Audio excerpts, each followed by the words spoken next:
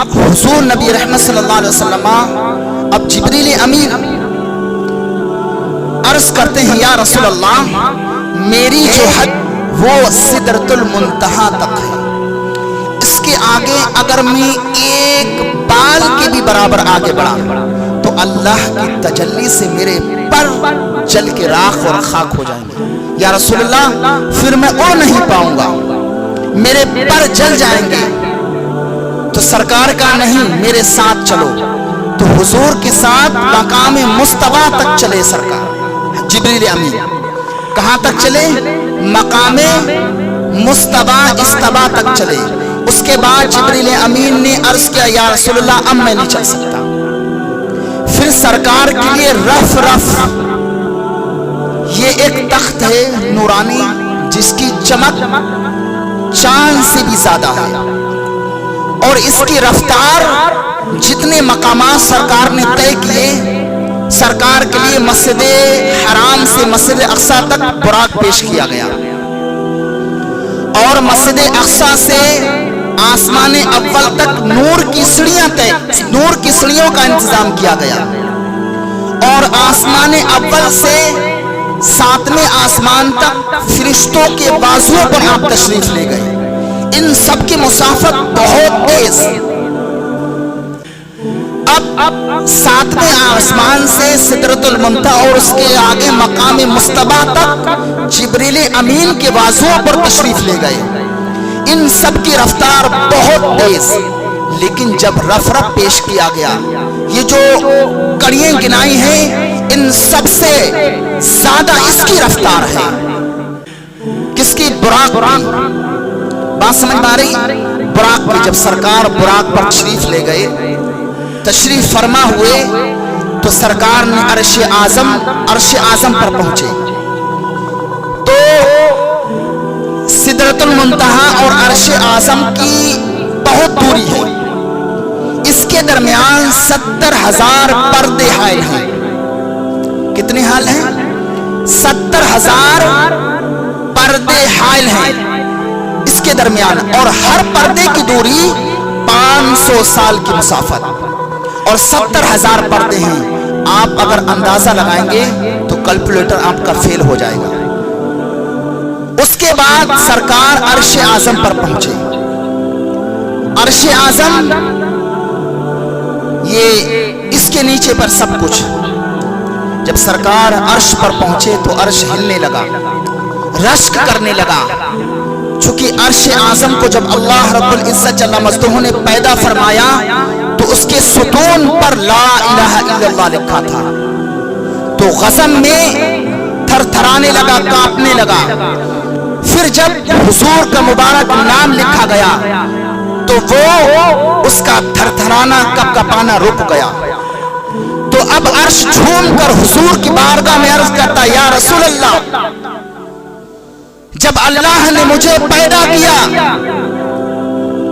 تو جب میرے پایوں پر ستونوں پر لا الہ الا اللہ لکھا تو میں تاب نہ لا سکا، میں گھبرانے لگا، کپکپاہٹ میرے اندر تھی۔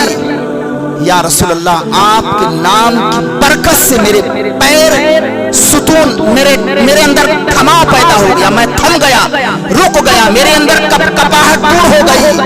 یا رسول اللہ آپ کے نام کی برکت سے اب آپ جلوہ فروش ہیں، آپ جلوہ گر ہیں، تو آپ کی برکت سے میں ضرور برکتیں اٹھاؤں گا، آپ کی ذات سے میں ضرور برکتیں اٹھاؤں گا۔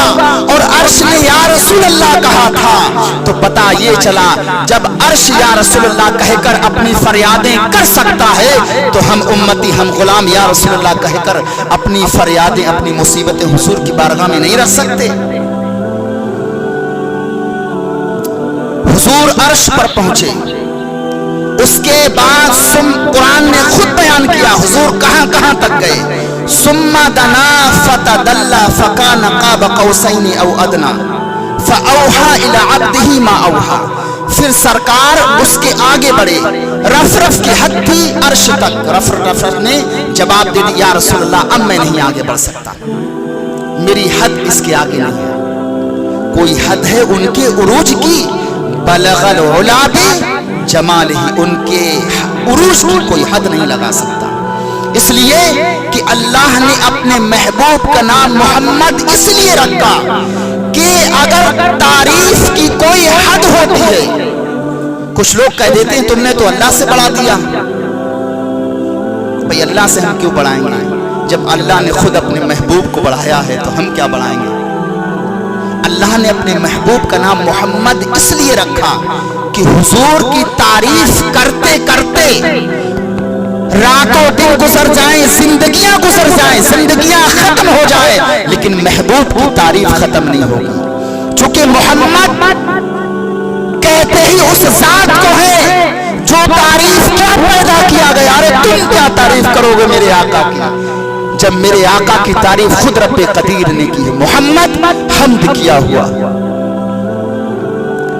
اب حضور مقام دنا پر پہنچے، اس کے بعد یہ عروجیت کے اعتبار سے ہے، چونکہ زمان مکان سے اللہ پاک ہے، پھر مقام قاب قوسین یا پھر ادنا تک پہنچے، پھر اللہ پھر قرآن نے یہ بھی بیان کیا ثم دنا فتدلی فکان قاب قوسین او ادنا، پھر وہ جلوہ قریب ہوا۔ کنز ایمان کے اندر قرآن پاک کے اندر ہے پھر وہ جلوہ قریب ہوا اور قریب ہوا تو اللہ رب العزت جل مجدہ حضور اپنے رب سے قریب ہوئے، ایک ہاتھ کا فاصلہ یا اس سے بھی کم، پھر وحی فرمائی اپنے بندے خاص سے جو وحی فرمائی۔ اللہ رب العزت جل مجدہ نے یعنی حضور نے اپنے رب سے، اپنے رب کے قرب خاص میں، یہ کہہ لیجیے اللہ زبان اور مکان سے پاک ہے، لیکن اللہ نے اپنے محبوب سے ارشاد فرمایا، راز و نیاز کی باتیں ہوئی، گفتگو ہوئی۔ اللہ رب العزت جل مجدہ کی بارگاہ میں حضور نے سجدہ ریز کیا، اللہ کی حمد بیان کی۔ اللہ کی حمد کس طرح سے بیان کی؟ جس طرح سے ہم پنجگانہ نماز میں اللہ کی حمد بیان کرتے ہیں، کرتے نہیں کرتے؟